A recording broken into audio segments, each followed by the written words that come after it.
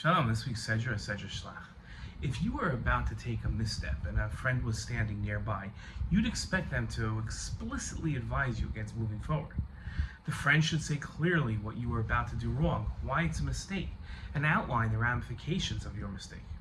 If they stayed silent or only hinted at the mistake, you'd rightfully assume they were negligent or setting you up to fail. It's the expectation of speaking up when watching someone else about to fail that causes confusion at the start of this week's Sedra and Torah portion. The verses cryptically read, God said to Moshe, "Send to you agents to scout the land of Canaan, which I am giving to the Israelite people. Send someone from each of their ancestral tribes, each one a chieftain among them." In his commentary to these verses, Rashi wrote that God told Moshe that if he wanted to send spies, he could. Rashi explained that God told Moshe that he could send spies according to your own judgment. I don't command you to send them, but if you wish to do so, send them. God said this because the Israelites came to Moshe and said, "We will send men before us," etc. And it is said, "And you approached me, all of you, saying, we will send men." And Moshe took counsel with God, whereupon God said to Moshe, "I have told them long ago that if the land is good, as it said, I will bring you up out of the affliction of Egypt unto a land flowing with milk and honey. By their lives, I swear," God said, "that I will give them now an opportunity to fall into error through the statements of the spies, so that they should not come into possession of the land."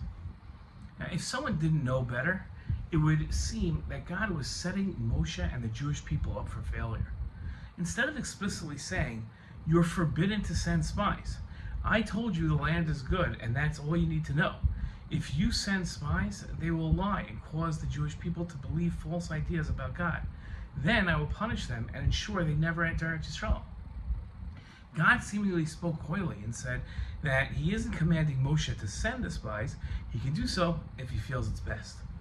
Why didn't God explicitly warn Moshe not to send the spies? A good approach to this puzzle is relying on free speech and God's commitment to allow people to choose their own path.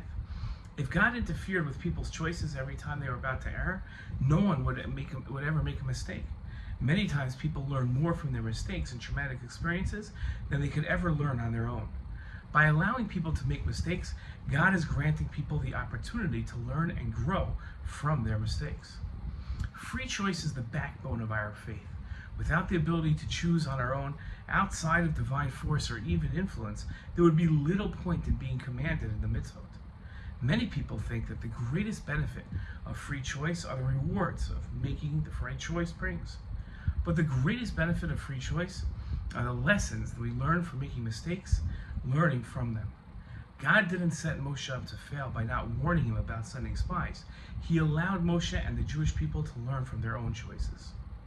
It's an important lesson. Shabbat Shalom.